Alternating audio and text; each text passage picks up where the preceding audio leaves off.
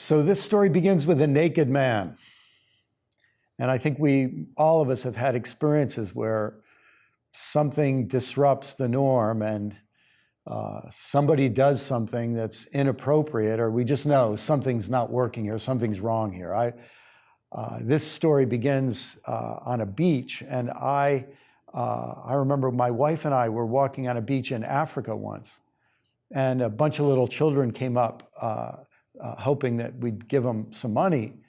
And one of the little boys, you could tell if he were here, we'd probably say he was a boy with special needs. And he came up and he was sort of touching us, and you could just tell something wasn't right, something was different. And I'll never forget his older brother's with him, and he says, "Don't bother with him, don't worry about him, he has a demon." And of course, I realized that in that context, the way you described a mental illness was saying, oh, he has a demon. Well, look, I'm sure some of us believe in literal demons, and I imagine other of us think, that doesn't make a lot of sense. This sure sounds like somebody with a serious mental illness. However you interpret that, it's interesting how the idea of demons works in a similar way to the idea of mental illness, because when a person has a mental illness, or like this boy said about his brother, he has a demon, it's a way of saying it's not his fault. He's not behaving this way on purpose. This is not his choice. What's happening here is some force has overtaken him. Something has happened to him, and he's not behaving the way he wants to. Don't hold it against him. It's a way of letting people off the hook in a certain sense and being compassionate. So this naked man running around the graveyard, everybody knows about him, and he's kind of an embarrassment. And Jesus comes up to him. "What do you have to do with me, Son of the Most High God?" Interestingly, it's important for us to remember in the ancient world, the idea of gods were normative. There was a kind of bureaucracy of gods. And this guy realizes in the bureaucracy of gods, you're connected to the one at the top, the very top God. And so Jesus begins interacting with the man with the goal of setting him free from these forces that are controlling him, so he's not being his true self. He's being possessed and controlled to behave worse than he normally would. "What's your name?" Jesus says. And he says, "Legion," because there were many of them inhabiting him. You know, that word legion is a military term. It would be like saying, my name is troop, or my name is battalion. And that word choice has made many people suspect that the meaning of this story is a reflection not just on this one man, but on the entire society around this village by the sea.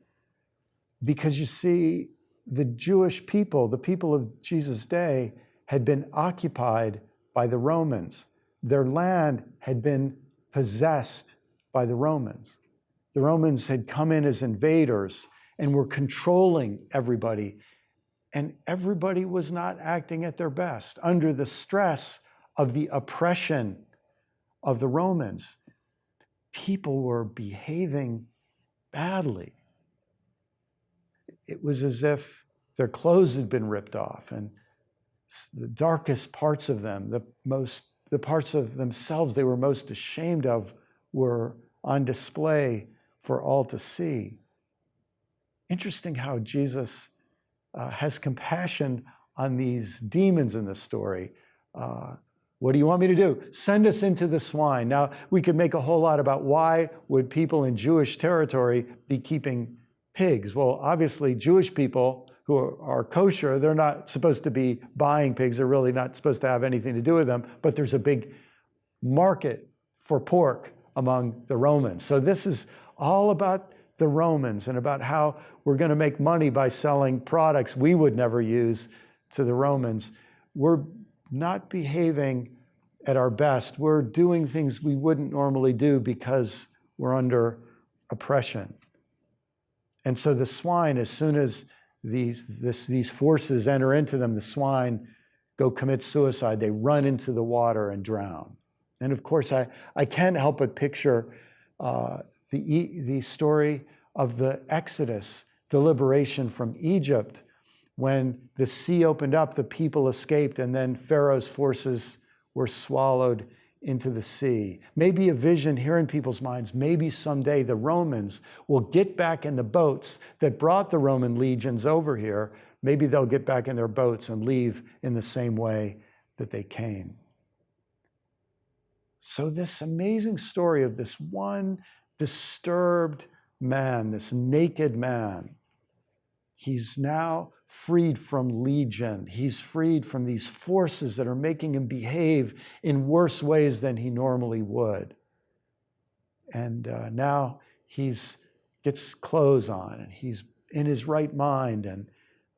And he says, Jesus, I want to follow you. Jesus says, listen, it'll be better for you to go back to your family and let them see what's happened. Be restored to your family. I think there's so much going on in this story. You know, a lot of us were raised with this idea that salvation was about what happens after we die. It's about going to heaven after we die and so on. You know, the word salvation originally derives its meaning in the Bible from the Exodus story, when the children of Israel were liberated, saved from slavery, slaved from oppressive forces who abused them and put pressure, stress on them. They were liberated from slavery. They were set free. They were saved.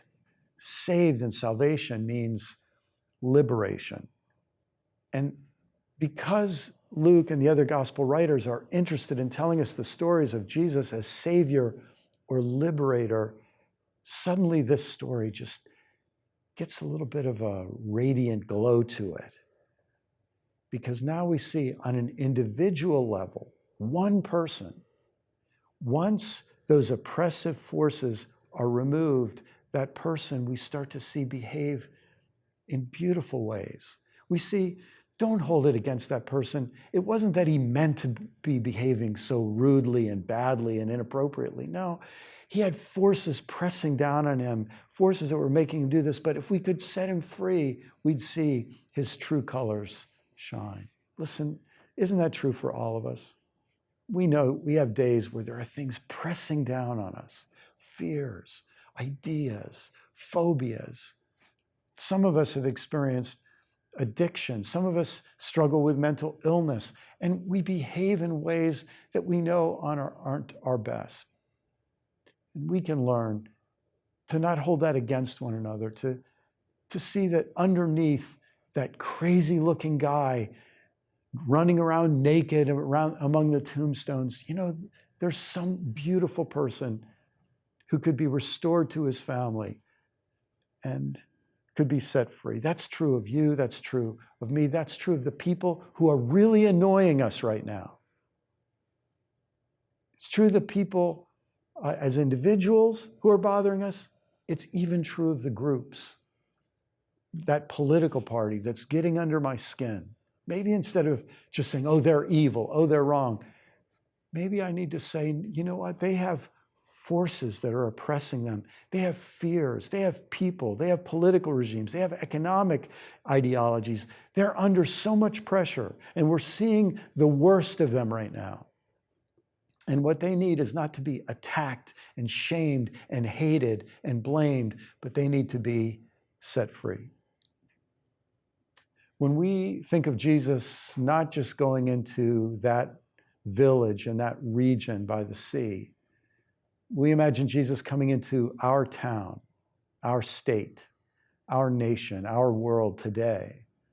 We have to imagine him coming as a liberator who wants to set people free.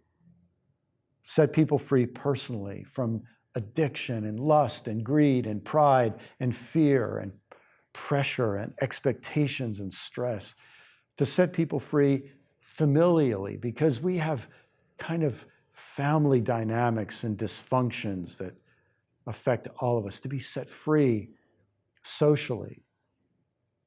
All of the social pressures, who's in the in group, who's in the out group, who's being stigmatized, who's being scapegoated, to be set free of those pressures, to be set free of religious pressures, because often some of the most oppressive forces in the world are religious.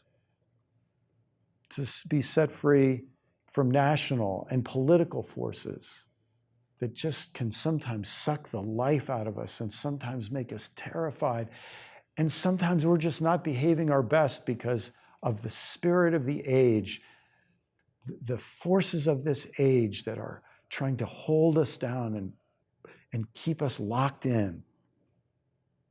Global forces, economic forces.